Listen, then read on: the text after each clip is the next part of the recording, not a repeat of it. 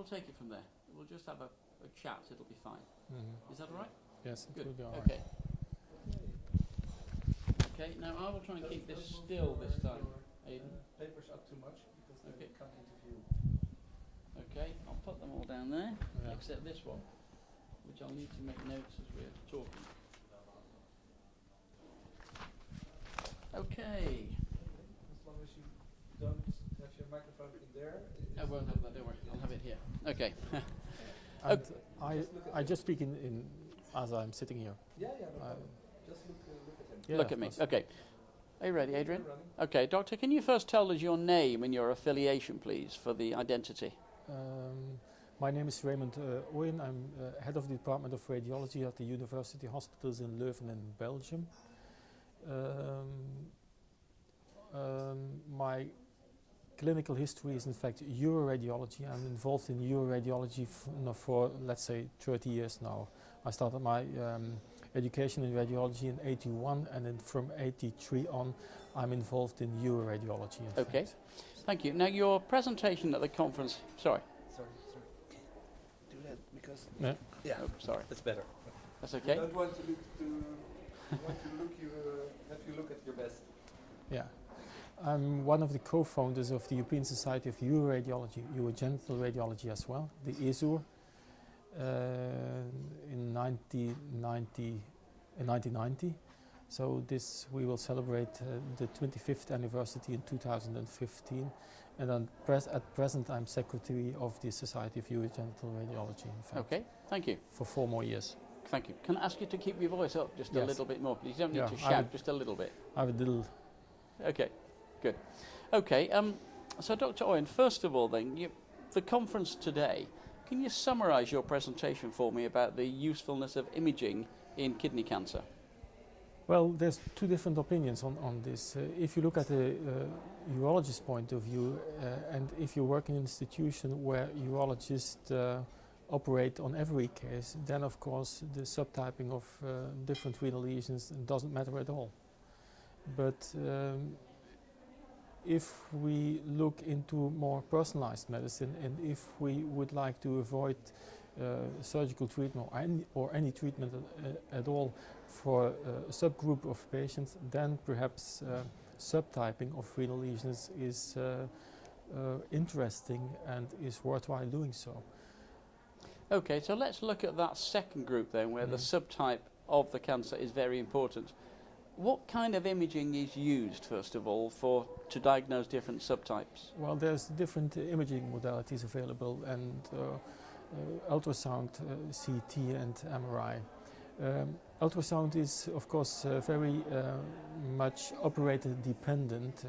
That's one issue, and the other issue is that whatever technique used with ultrasound, be it grayscale ultrasound, color Doppler, contrast enhanced ultrasound, we are not able to differentiate different subtypes of renal cell carcinoma or renal lesions at all. So ultrasound is predominantly used for lesion detection, and whenever a lesion is detected, we would proceed to either CT or MRI for further lesion characterization and staging. Okay, so you detect the lesions with ultrasound and then move on to CT or MRI for further exploration, would that be correct? Many lesions are today incidentally found at either or at cross-sectional imaging techniques, ultrasound, CT and MRI. When they are detected at ultrasound, we would proceed to CT or MRI for further lesion characterization. Okay, so CT versus MRI, just take me through the benefits of both of those, or the weaknesses. I think at present there's not much difference in diagnostic accuracy between CT and MRI. With both CT and MRI, I think we can achieve a reasonable diagnosis and a reasonable differentiation between different subtypes of renal lesions. So I would say they are equivalent. The major disadvantage of CT, of course, is the radiation used, but with new equipment the radiation dose is substantially reduced compared to a few years ago. Another issue with CT is, of course, the use of ionidated contrast material, and this may be a problem in patients with borderline renal function on the one hand, and on the other hand, a patient with allergy. So this is the reason why in patients with limited renal function on the one hand, and a patient with a history of allergy to contrast media, we would prefer to examine those patients with MRI. So what are the benefits generally of MRI in this case? The benefits of MRI, of course, there is no radiation involved at all, and that in general, contrast media now used in MRI are quite safe, even in patients with limited or borderline renal function. Now, the question you addressed really, I think, in your talk was to what extent can imaging help diagnostic of RCC subtypes? So can you just summarize for me what your answer is to that basic question?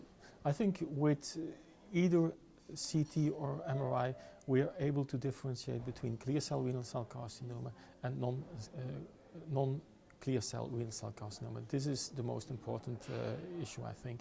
And amongst the non-clear renal cell carcinoma, we are not able to differentiate in a reliable way for the individual patient. From statistical point of view, it's interesting. There are some data which allow to differentiate between the different subtypes of non-clear renal cell carcinoma, but for the individual patient, this might be not helpful at all. Do you think this difference between clear cell and non-clear cell and the utility of the imaging, is that generally known among radiologists and urologists? I think it's generally known amongst both radiologists and urologists. But on the other hand, we have to know that approximately 70 or 80% of the subtypes are clear cell renal cell carcinoma. So from statistical point of view, if we would call every lesion clear cell renal cell carcinoma, we would be accurate in the majority of patients, of course. So the non-clear cell renal cell carcinoma is really a limited subgroup, 30%, 20 to 30%.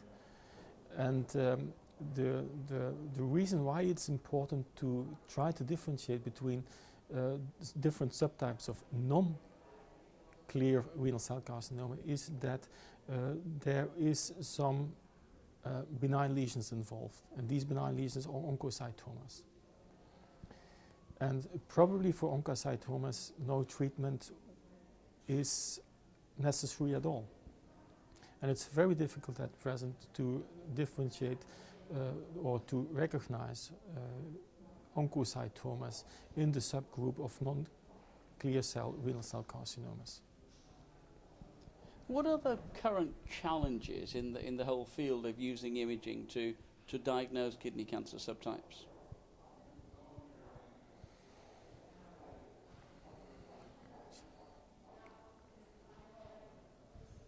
Well, let me just reflect a little bit. Okay, that's no problem.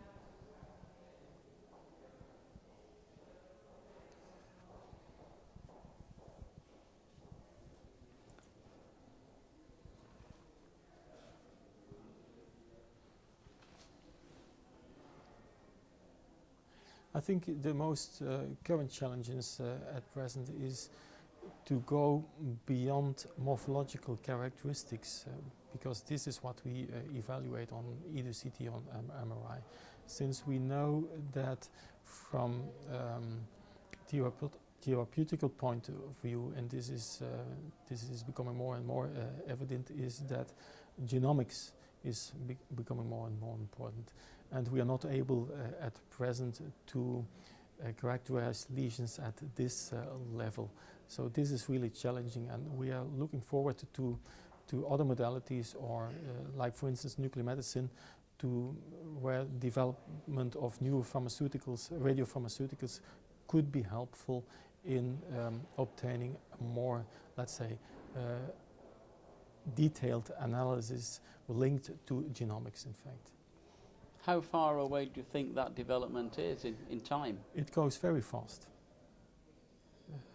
So I think in the future we will, I think in 5 years from now, at least we will have at least one agent, called a contrast agent or imaging agent, available for clinical use, in fact. But of course, then we have to perform studies which would be the exact place of this new radiopharmaceuticals in the strategical therapeutic management of those patients. Can I ask you to look into your crystal ball finally and look 5 or 7 or even 10 years ahead? Where will imaging be in terms of its usefulness in kidney cancer? I think we will perform it completely different as today, because now we have a cascade of different imaging modality. We perform ultrasound first, then we perform a CT or MRI, and in many institutions CT and MRI is performed. But I think we will perform a more imaging in more fused modalities. And I think the future of imaging is a fusion of MRI and nuclear medicine. So MRI PET or PET MRI, I think, will be the future in many diseases, including renal cancer. Because the ultimate aim of all of this is to enable patients to live longer. Yes. Do you think imaging will be helping to do that?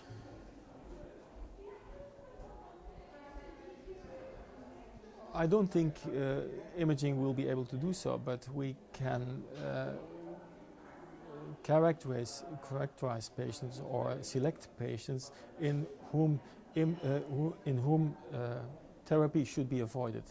And when therapy can be avoided, the quality of life can be improved as well, could be improved. And this is more challenging, according to me, than the survival rates at present. Dr. Owen, thank you very much for talking to us. Okay, thank you. Well done. That's very good, and thank you for making the time to do it. I know No, you it's have not a bad. train to catch. But No, thank no. you. So I had to this'll- wait anyhow. So. Oh, good, great. I was looking for you, but I couldn't find you because. The timing has all gone a bit Yeah. haywire.